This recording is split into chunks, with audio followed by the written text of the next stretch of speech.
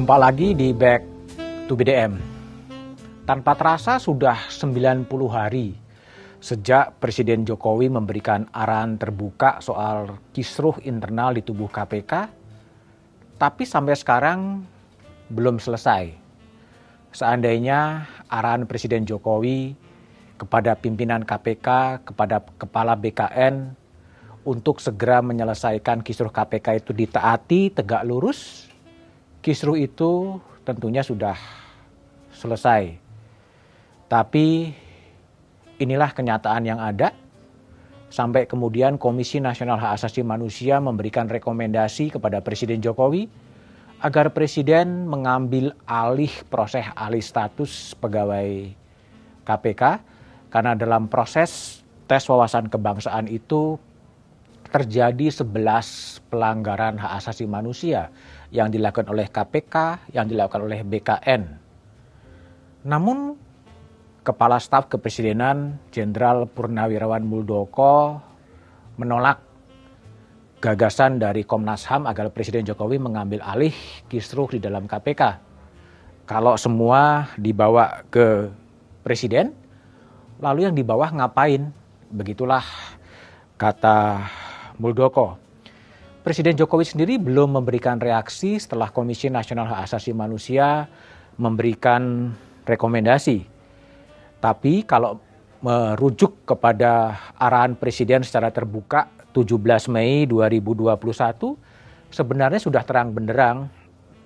Presiden mengatakan hasil tes wawasan kebangsaan pegawai KPK hendaknya menjadi masukan bagi perbaikan KPK, baik terhadap individu maupun institusi KPK, dan tidak serta-merta dijadikan dasar memberhentikan 75 pegawai KPK yang dinyatakan tidak lolos tes.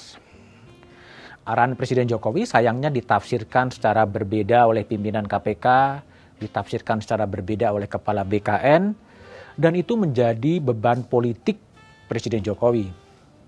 Guru Besar Universitas Islam Negeri Syarif Hidayatullah Azumadi Asra mengatakan sebaiknya Presiden segera mengambil alih kisruh di dalam tubuh KPK yang terjadi akibat insubordinasi dari pimpinan KPK dan Kepala BKN. Kalau tidak, ini akan mengurangi dan menjadi beban politik bagi Presiden Jokowi.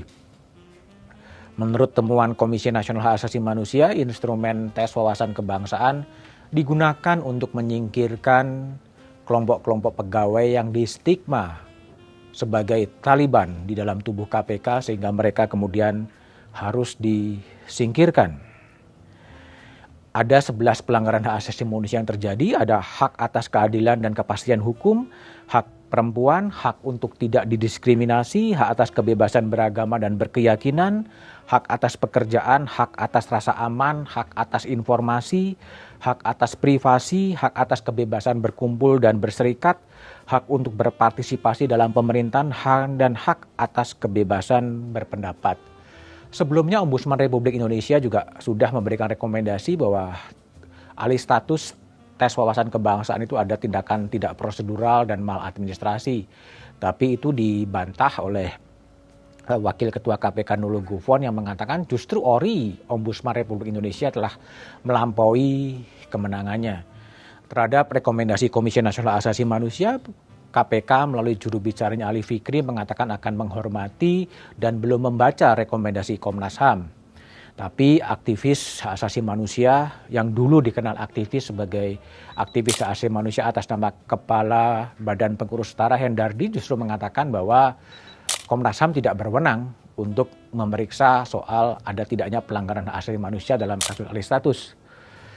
Ini sepenuhnya tergantung pada Presiden Jokowi, apakah Presiden Jokowi akan segera menyelesaikan atau tidak.